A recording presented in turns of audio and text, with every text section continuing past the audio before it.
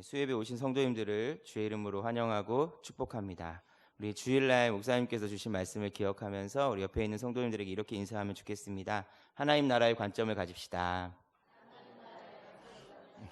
한 번 더 인사하실 때 하나님 나라를 경험하는 자녀 공동체를 세웁시다. 같이 인사하겠습니다. 하나님 나라를 경험하는 자녀 공동체를 세웁시다. 아멘. 네, 오늘부터 제가 수예배를 함께 예배를 설교를 하게 되는데, 제가 설교할 때마다 다윗이라는 인물에 대해서 함께 나누면 좋겠다라고 생각이 됩니다. 그래서 오늘 말씀의 제목은요, 왜 다윗인가 라는 제목으로 함께 말씀 나누면 좋겠습니다. 여러분, 다윗 잘 아시죠? 네, 잘 아시죠? 네. 모르시는 분 거의 없을 거라고 생각합니다. 다윗이 어떤 사람이죠? 다윗 하면 떠오르는 것들이 있지 않겠습니까? 제가 가만히 생각해 보니까 다윗 하면, 그리고 권사님 말씀하신 것처럼 목동이 떠오릅니다. 다윗 하면 이새의 아들, 이새 특별히 8번째 아들이라는 게 떠오를 수도 있고요. 또 거인 골리앗과 싸워서 이긴 위대한 이스라엘의 장수라고 생각이 되어질 수도 있고, 또 이스라엘의 최고의 왕, 그렇죠? 최고의 왕이라고 생각이 될 수도 있습니다. 또 다윗은 시편의 대부분을 다윗이 지었잖아요. 찬양하는 사람, 하나님께 찬양으로 영광 올려드리고 온전한 예배를 올려드렸던 사람. 또 다윗은 예수 그리스도의 족보에 들어가는 예수님의 조상, 다윗의 자손으로 예수가 오시죠. 예수님의 조상이라고 생각이 되어집니다. 맞습니다. 다윗은 이스라엘의 최고의 왕이었습니다. 그리고 최고의 예배자였고, 또 최고로 하나님을 사랑하는, 하나님을 향해서 전심의 마음을 가졌던 사람이었고, 예수 그리스도의 족보에까지 들어가는 하나님의 특별한 축복을 받은, 그런 특별한 사랑을 받은 사람이 바로 다윗입니다. 그래서 성경이 다윗을 향해서 언급할 때, 특별히 사도 바울이 다윗에 대해서 이야기하면서 이렇게 말씀합니다. 사도행전 13장 22절, 패하시고 다윗을 왕으로 세우시고 증언하여 이르시되 내가 이새의 아들 다윗을 만나니 내 마음에 맞는 사람이라 내 뜻을 다 이루리라 하시더라 라고 말씀합니다. 뭐라고 말했죠? 내가 이새의 아들 다윗을 만나니 내 마음에 합한 사람이다, 내 마음에 맞는 사람이다, 내 뜻을 다 이루게 할 거다 라고 주님께서 말씀하셨습니다. 어떤 평가인가? 하나님과 마음이 맞는 사람이라는 평가고, 하나님의 뜻을 이루게 할 사람이라는 그런 평가입니다. 성경에서 다윗만큼 하나님의 마음을 시원하게 만들었던 사람이 제가 볼 때는 없는 것 같아요. 다윗이야말로 하나님을 정말 기쁘게 했고 정말 시원하게 만드는 사람이었다라고 생각이 됩니다. 근데 여기서 본문에서 이 사도행전 말씀에서 생각해 볼 것은, 하나님께서 이새의 아들 다윗을 만나니 라고 말씀하시는데, 여기서 만나다라는 게 길을 가다가 우연히 만나다, 길 가다가 그냥 만났다, 약속하고 만났다, 이런 만남이 아닙니다. 히브리어 원어에서, 헬라 원어에서 이 만나다라는 단어는요, 찾다, 발견하다 라는 뜻을 갖습니다. 지금 무슨 말이냐? 하나님께서 다윗을 찾아내신 거고요, 하나님께서 다윗을 발견하셨다라고 하는 의미가 있는 겁니다. 마찬가지로 사랑하는 성도 여러분, 이 시대에도 하나님은 하나님의 마음을 시원하게 만들 수 있는 다윗과 같은 사람을 만나길 원하시는데, 그 만남은 발견이고 그 만남은 하나님께서 찾으시는 것인 줄 믿습니다. 하나님 이 시대도 동일합니다. 그런 사람을 간절히 찾고 계시고요, 그런 사람을 지금도 이 지구에 있는 수많은 사람들 중에서 발견하고 또 발견하고 계시는 것이 하나님의 마음이다라는 것을 기억하셨으면 좋겠습니다. 다만 바라기는 하나님 마음에 합한 사람, 다윗과 같은 사람, 그런 사람들이 우리 장지교회에서 예배하는 저와 여러분 되시기를 주님의 이름으로 축복합니다. 그렇다면 어떻게 우리가 하나님과 마음이 맞는 믿음의 사람이 될 수 있을까요? 오늘 말씀을 함께 묵상하면서 말씀을 통해 함께 결단하고 기도하는 그런 시간 되었으면 좋겠습니다. 오늘 함께 읽은 사무엘상 16절 말씀에 보니까 사무엘이 이새의 아들 다윗을 찾아가서 왕의 기름을 붓는 장면이 등장합니다. 제가 이 본문을 딱 고르고 나서 생각을 해보니까 주일학교 본문인 거예요. 그렇죠? 주일학교 아이들한테 가르쳤던 내용이 들어있는데, 그럼 잘 아실 거라고 생각이 되어집니다. 이스라엘의 첫 번째 왕이 누구였습니까? 사울이었죠. 근데 사울은 처음에 아주 조금은 하나님을 좀 두려워하고 경외하는 왕이었지만, 그의 40년 통치 모든 기간은 하나님을 향한 마음이 전혀 없는 무심한 왕, 하나님을 향한 믿음이 전혀 없는, 하나님을 저버리고 하나님을 배신하고 배반했던 그런 왕의 모습을 보여줍니다. 그래서 사울하면 떠오르는 것이 불순종이고요, 사울하면 떠오르는 것이 교만입니다. 그래서 사울은 이스라엘을 하나님께서 원하시는 통치의 나라로 만든 것이 아니라 자기가 높임을 받는, 자기가 왕이 되어서 모든 백성에게 자기가 높임을 받고 칭송을 받는 그런 왕으로 세워지고 그런 통치를 하려고 했던 거죠. 뭐가 문제입니까? 사울이 가지고 있는 왕에 대한 개념, 특별히 이스라엘이라고 하는 나라의 왕에 대한 개념이 잘못됐다라는 거죠. 이스라엘의 왕은요, 이방의 나라의 왕들과 전혀 다른 왕입니다. 뭐가 다르냐? 이스라엘의 왕은, 진짜 왕은 사실 사람이 아니라 하나님이시죠. 그 왕은 뭐 하는 사람입니까? 사람 왕이 해야 되는 일은 그 하나님, 진짜 왕이신 하나님의 뜻을 받아서 그 하나님을 두려워하고 하나님 말씀을 듣고 그 말씀을 따라서 나라를 통치하고 다스리는 것, 그리고 모든 통치와 다스림을 통해서 하나님이 영광을 받으시도록 하는 것이 이스라엘 왕이 해야 되는 일이었습니다. 그런데 사울 왕은 어떻게 합니까? 아말렉을 점령하면서도 자기 이름을 높이려고 아각 왕을 살립니다. 많은 재물들을 그냥 가지고 옵니다. 하나님 다 멸하라고 하셨는데. 그리고 블레셋과의 전쟁에서도 하나님의 선지자를 기다리지 않고 자기가 제사를 드려버리는 죄를 범합니다. 결국 이 모든 시간들 속에서 사울은 자기 자신을 드러내려고 하는 그런 왕의 모습을 보여주었다는 거죠. 결국 하나님께서 이런 사울을 향해서 뭐라고 말씀하시느냐? 사무엘상 16장 1절 말씀입니다. 여호와께서 사무엘에게 이르시되 내가 이미 사울을 버려 이스라엘 왕이 되지 못하게 하였거늘 내가 그를 위하여 언제까지 슬퍼하겠느냐? 너는 뿔에 기름을 채워 가지고 가라. 내가 너를 베들레헴 사람 이새에게로 보내리니 이는 내가 그 아들 중에서 한 왕을 보았느니라. 무슨 말씀입니까? 하나님께서 하나님을 저버린 사울을 버렸다, 이제 사울은 끝났다라고 말씀하시고 이제 사울 말고 새로운 왕을 세우라는 명령을 사무엘에게 주신 것을 보게 됩니다. 그래서 사무엘이 어떻게 합니까? 왕의 기름을 붓기 위해서 베들레헴으로 갑니다. 그리고 하나님께 제사를 드리자라고 하면서 이새와 그의 아들들을 초청하는 장면이 오늘 본문에 시작되는 그런 장면입니다. 이새는 사무엘을 만나는 자리에 자기와 자기의 7명의 아들이 8명 있었는데 한 명을 빼놓고 7명의 아들을 데리고 참석합니다. 근데 여러분 가만히 살펴보면 그냥 온 게 아니에요. 어떻게 왔느냐? 5절에 보니까 이렇게 말씀합니다. 이새와 그의 아들들을 성결하게 하고 제사에 청하니라. 어떻게 하고 왔다고요? 성결하게 하고 깨끗하게, 아마 몸도 깨끗하게 씻었을 거고요. 이 당시에 물이 귀하니까 자주 씻지 않지 않겠습니까? 저희도 옛날에 목욕탕 연간 행사로 이렇게 가셨던 분들이 계신데 저는 오늘 씻고 왔습니다. 아무튼 근데 이렇게 종종 이렇게 가게 되는데 어떻게 했다는 거예요? 몸을 깨끗하게 씻고 옷을 거룩한 옷으로 갈아입고 제사를 드려야 되니까 아마 자기가 갖고 있는 옷 중에서 가장 깨끗하고 가장 좋고 가장 비싸고 가장 자기를 빛낼 수 있는 어떤 옷을 입고 이 자리에 참석한 것 같습니다. 그렇게 깨끗한 옷을 입고 사무엘 앞에 온 거죠. 사무엘이 그렇게 깨끗한 옷을 입고 온 이새의 아들들을 한 사람 한 사람 살펴보는 장면이 등장합니다. 첫째 아들 엘리압을 보게 되는 거죠. 그리고 뭐라고 말합니까? 6절에 보니까 이렇게 얘기합니다. 한번 같이 읽겠습니다. 그들이 오매 사무엘이 엘리압을 보고 마음에 이르기를 여호와의 기름 부으실 자가 과연 주님 앞에 있도다 하였더니. 마음에 들었던 겁니까? 안 들었던 겁니까? 마음에 너무 딱 들었던 거예요.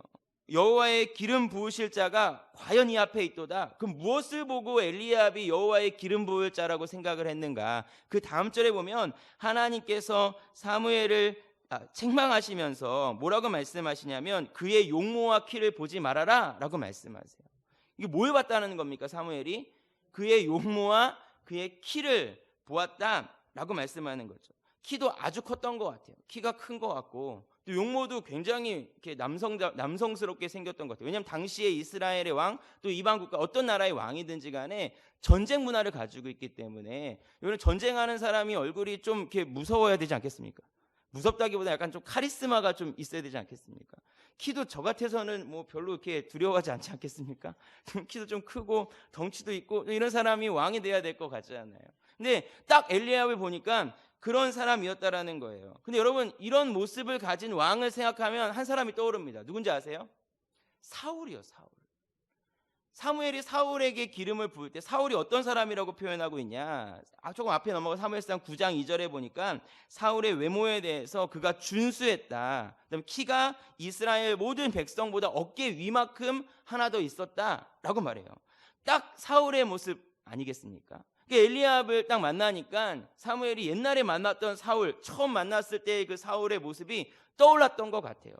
그래서 여호와께서 지금 내 눈앞에 기름 부으실 자를 갖다 놓으셨구나 라고 이렇게 말씀하고 있는 것을 보게 됩니다. 사무엘이 생각하는 왕의 모습은요, 준수하고요, 또 키가 커서 군대를 이끌기에 부족함이 없는 왕을 생각했던 것 같습니다. 그래서 사무엘은 다윗의 아들들 중에서 첫째였던 엘리압에게 기름을 부으려고 합니다. 그때 하나님께서 말씀하시죠. 7절 말씀해 보니까 이렇게 얘기합니다. 여호와께서 사무엘에게 이르시되 그의 용모와 키를 보지 말라. 얼마나 감사한지 몰라요. 키를 보지 말래요. 용모와 키를 보지 말라. 내가 이미 그를 버렸노라. 내가 보는 것은 사람과 같지 아니하니 사람은 외모를 보거니와 나 여호와는 뭘 보느니라? 중심을 보느니라 라고 말씀합니다. 하나님은 외모가 아니라 중심을 보신다 라고 이렇게 말씀을 하셨어요. 그래서 사무엘은 자기 기준을 내려놓습니다. 그리고 하나님의 눈으로, 하나님의 관점으로 엘리의 아들들을 한 사람 한 사람 바라봅니다. 그리고 결국엔 그 자리에 아무도 없었고요, 막내 아들 다윗까지 오게 해서 그를 만나고 다윗을 보면서 하나님의 뜻을 발견하고 다윗에게 기름을 붓는 장면이 등장합니다. 근데 여러분 한번 생각해 보세요. 이새의 7명의 아들들은요, 성결하게 하고 왔어요. 그럼 질문, 다윗은 성결하게 하고 왔을까요? 그냥 왔을까요? 그 급한, 밥을 안 먹겠다 그랬거든요. 그 급한 와중에 어떻게 합니까? 그냥 양치다 말고 더러운 옷 입고 온 거예요. 양치는데 여러분 예복을 입고 하진 않지 않습니까? 뭐 양치는데 목욕하고 하진 않을 것 같아요. 그냥 더럽고 그냥 지저분한 그 상태로 왔다는 거죠. 그런데 사무엘이 이 다윗을 보니까 하나님의 사람이라는 것을 알게 되었고, 그리고 다윗에게 왕의 기름을 부었다라는 이야기가 저희가 주일학교에서 들었던 그런 이야기입니다. 그렇다면 저와 여러분이 어떤 사람이 되어야 다윗과 같이 하나님 마음에 합한 사람, 하나님과 마음이 맞는 사람 될 수 있겠는가? 외모가 아니라 중심이 하나님께 바로 선 사람이 되는 것인 줄 믿습니다. 예, 맞죠. 다시 말씀드릴게요. 외모가 아니라 중심이 하나님께 바르게 서 있는 사람이 되는 게 중요하죠. 그런 사람 하나님 찾으시죠. 그래서 외모가 안 되시는 분들이 여기서 되게 은혜를 받으세요. 전 아니에요. 외모가 안 되시는 분들이 나는 외모가 안 되니까 중심만 이렇게 하면 되겠지라고 생각하는 경향이 있는데, 저는 이게 오해인 것을 오늘 말씀드리려고 합니다. 여러분, 하나님께서 외모를 보지 않고 중심을 보신다라고 하는 것을 너무 많이 묵상해가지고 외모는 하나도 안 가꾸고 겉으로 보여지는 모습은 하나도 안 중요하고 속만 내 내면만 중요하다고 생각하는 그런 오해를 많은 그리스도인들이 한다라는 생각이 됩니다. 외모와 중심이 대조적인 게 아니에요, 여러분. 외모와 중심, 다시 말씀드리지만 겉으로 들어가는 겉모습과 우리의 내면의 모습은 서로 상반된 모습이 아닙니다. 속이 경건하면요, 그 경건이 겉으로 나오게 돼 있는 거예요. 속이 거룩하면 그 거룩이 겉으로 나오게 돼 있는 거예요. 다시 말씀드리면 속이 악하면요, 그 악이 겉으로 나오게 돼 있는 거고요. 속이 교만하면 그 교만함이 밖으로 나오게 되어져 있는 겁니다. 그런 의미에서 봤을 때 겉모습과 내면은 서로 상반된 어떤 개념이 아니라 함께 가는 것이라는 사실을 기억하셨으면 좋겠습니다. 그런데 하나님 말씀하신 게 뭐예요? 겉모습보다는 내면이 더 중요하다는 거죠. 겉모습도 중요하지만 겉으로 드러나는 어떤 것보다는 우리의 속에서 있는, 우리 속 안에 있는 그 중심이 훨씬 더 중요한 영역이다라는 말씀을 해주고 있는 것을 보게 됩니다. 제가 이 근거가 있어요. 12절 말씀에 보면 사무엘이 다윗을 만나더니만 다윗의 외모에 대해서 이렇게 평가하는 것을 보게 됩니다. 뭐라 그럽니까? 다윗을 가리켜서 그 빛이 붉고 눈이 빼어나고 얼굴이 어떻다고요? 뷰티풀, 아름답더라 라고 말씀해주고 있는 것을 보게 됩니다. 여러분, 이게 부정적인 표현입니까? 긍정적인 표현입니까? 그래서 얼굴이 붉다라는 것은요, 아직 어리다는 거예요. 사실 빛이 붉다라는 것은 아직 얼굴에 핏기가 안 빠졌다. 우리가 젊은 사람들한테 그렇게 얘기하지 않습니까? 그래서 갈수록 이렇게 얼굴이 하얘지시고 창백해지시고 환해지시고 막 이러잖아요. 이제 연세를 드실수록 더 얼굴이 환해지셔야 됩니다. 아시겠죠? 그래서 더 많이 웃으셔야 되고 더 많이 빛이 나셔야 되는 줄 믿습니다. 우리 할머니 권사님들 꼭 그렇게 살아가시기를 바랍니다. 보세요. 얼굴이 붉다라는 것은 아직 어리다라는 거예요. 근데 이걸 너무 부정적으로 생각하는 경향이 있어요. 얼굴이 붉으니까 뭐 아무것도 못할 것이다. 그렇지 않습니다. 눈이 빼어나다, 눈이 맑다라는 건 뭐냐 하면 여러분 눈빛이 살아있다는 거예요. 눈빛이 죽었다는 게 아니라 동태의 눈처럼 돼 있는 게 아니라 살아있는 눈을 가지고 있다는 거죠. 너무 아름답다라는 거예요. 빛이 난다라는 거예요. 옷은 허름했지만, 그렇죠? 냄새도 좀 났을 수도 있어요. 옷은 예복을 입지 않았지만 다윗을 바라보니까 눈이 맑고 아름다운 모습을 이 사무엘이 발견하게 되었다라는 겁니다. 무슨 말이에요? 다윗의 외모가 별로라는 겁니까? 아니면 외모도 괜찮았다는 거예요? 괜찮았다는 거예요. 빛이 있었다는 거예요. 미래가 출중한 그런 청년이었다라는 것을 사실은 보여주고 있는 긍정적인 외모에 대한 표현입니다. 엘리압만큼 잘하면은요, 어쩌면 다윗이 엘리압보다 더 훌륭하고 더 늠름한 이스라엘의 장군이 또 왕이 또 장군이 될 수 있는 모습들을 가지고 있었음을 볼 수 있습니다. 그런 의미에서 우리가 생각해 볼 때 외모가 아니라 중심이 바르게 세워진 사람이라는 표현보다, 외모가 아니라 중심이다라는 표현보다는 외모뿐만 아니라 겉모습뿐만 아니라 그 중심이 하나님께 바로 세워져 있는 사람이 되어야 된다라고 이해하시는 것이 맞겠다라는 생각이 듭니다. 그런 의미에서 저와 여러분들이 내면과 또 우리의 겉으로 드러나는 그 겉의 모습들이 내면과 외면이 모두 하나님 앞에 바르게 세워짐으로 말미암아 하나님 마음에 합한 그런 믿음의 성도들이 되시기를 주님의 이름으로 축복합니다. 그렇다면 어떻게 하는 것이 우리가 하나님께 합한 사람, 그리고 사람들이 볼 때, 겉모습은 사람들이 보니까요, 사람들이 볼 때도 합한 사람의 모습을 가질 수 있을 것인가 한번 생각해 보면 좋겠습니다. 먼저 하나님께 합한 사람이 되려면 우리가 어떻게 해야 되는가? 하나님이 마음에 딱 맞는 사람이 되려면 어떻게 해야 되는가? 우리가 다시 아까 읽었던 사도 바울의 평가 사도행전 13장 22절 말씀을 한번 생각해 보면 좋겠는데, 제가 다시 한번 말씀드릴게요.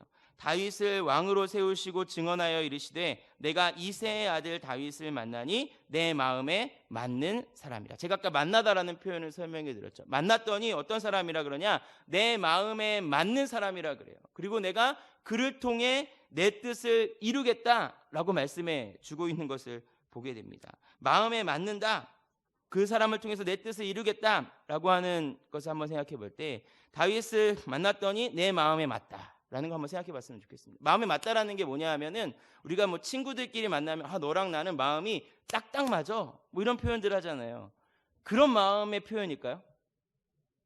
그런 거면 제가 안 여쭤봤죠. 그런 게 아닙니다. 마음이 딱딱 맞는다라는 표현을 원어적으로 살펴보면은 내 마음을 뒤따르는 사람을 얘기합니다. 쉽게 얘기하면 하나님과 나와 동등한 입장에서 서로 마음을 맞추는 그런 관계가 아니라 하나님의 마음에 내 마음을 맞춰드리는 사람을 의미한다라는 거죠.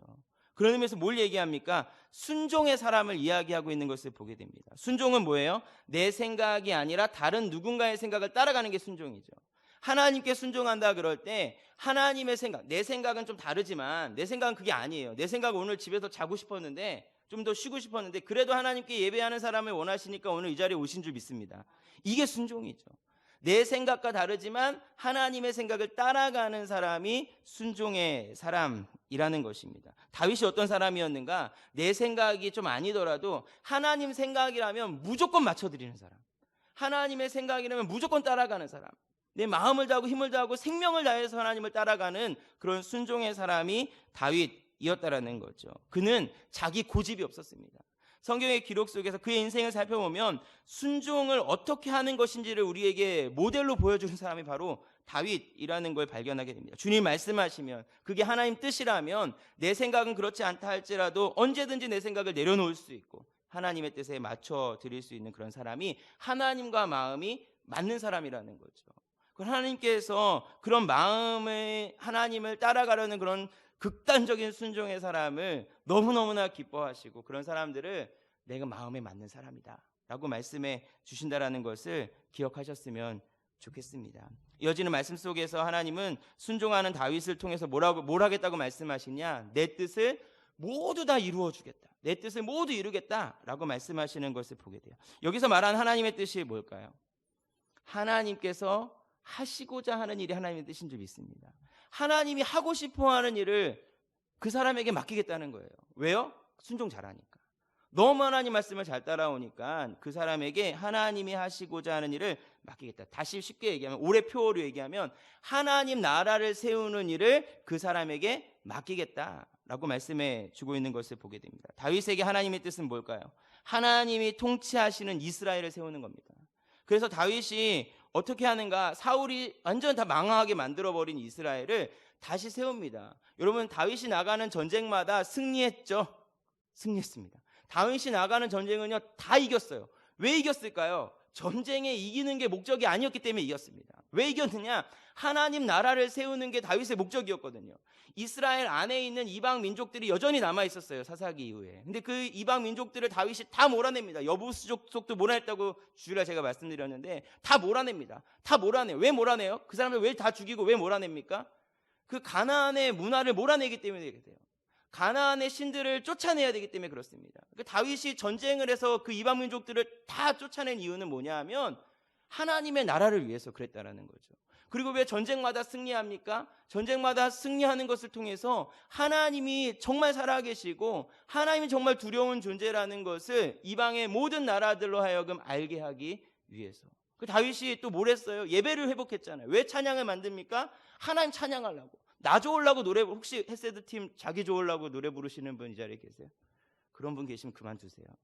그건 잘못된 거죠. 하나님의 영광 드러내려고 시편 만들고 하나님의 영광 드러내고 법궤를 자기의 그런 집으로 가지고 와서 하나님 예배하는 것을 회복하는 것을 보게 됩니다. 결국 다윗이 했던 일은 뭐냐? 온 이스라엘로 하여금 하나님의 나라가 되도록 하는 것이 다윗이 했던 일이에요. 그래서 하나님 뭐라 그럽니까? 내가 하고 싶어하는 일을 다윗을 통해서 다 이루겠다 라고 말씀해 주시는 것을 보게 됩니다. 사랑하는 성도 여러분, 이것이 저와 여러분들이 이 땅 가운데 살아가면서 해야 될 일인 줄 믿습니다. 하나님 마음에 합한 자가 되어서 하나님께 절대적인 순종을 내어드리는 자가 되어서 하나님 나라를 이 땅 가운데 세워내는 것이, 세워드리는 것이 저와 여러분이 해야 될 일이라는 사실을 잊지 않는 저와 여러분 되었으면 좋겠습니다. 그렇다면 어떻게 우리의 내면을 그렇게 하기 위해서 우리에게 필요한 게 무엇인가? 저는 이런 생각이 들어요. 내면을 잘 준비하는 건 하나님 앞에 보여주는 거고요. 우리의 겉모습을 잘 준비하는 것은 사람들 앞에 보여주어야 하는 모습입니다. 그래서 여러분, 우리가 하나님의 나라를 세우기 위해서 우리가 해야 될 일은 뭐냐면 우리의 외모, 우리의 겉모습을 잘 가꾸는 일인 줄 믿습니다. 우리가 외모를 가꾸라고 하니까 이제 예배 끝나면은 성형외과를 좀 알아봐야 되겠다 라고 생각하면 예배 끝나면 미용실에 좀 가야 되겠다. 예배 끝나면 가든파이브 가서 옷 한번 착 해가지고 가야 되겠다. 뭐 이런 그런 생각들 하시는 분들이 계신데 그게 아닙니다. 여러분, 우리의 외모를 가꾸라는 건 뭐냐 하면 사람들에게, 믿지 않는 세상 사람들에게 보여지는 모습이 매력적인 그리스도인의 모습이 되어야 한다라는 거죠. 여러분, 한국 사회에서 기독교가 참 많은 지탄을 받고 있습니다. 그래서 제가 학교 다닐 때만 해도 총신대 다닌다 그러면 되게 거룩하게 봤는데 지금도 그런지 모르겠어요. 총신대 보면 왜 다녀? 뭐 이렇게 물어보는 사람이 있을 수도 있겠는데, 이게 무슨 말인가? 세상이 기대하는 교회의 모습, 그들이 기대하는 그리스도인의 모습을 교회가 보여주지 못하고 있다라는 생각이 듭니다. 전도도 잘 안 됩니다. 왜 안 돼요? 믿기 싫으니까, 잘 보여지지 않으니까. 결국에 우리 안에 매력적인 모습들, 매력적인 그리스도인의 모습들이 부족하기 때문이라는 생각이 듭니다.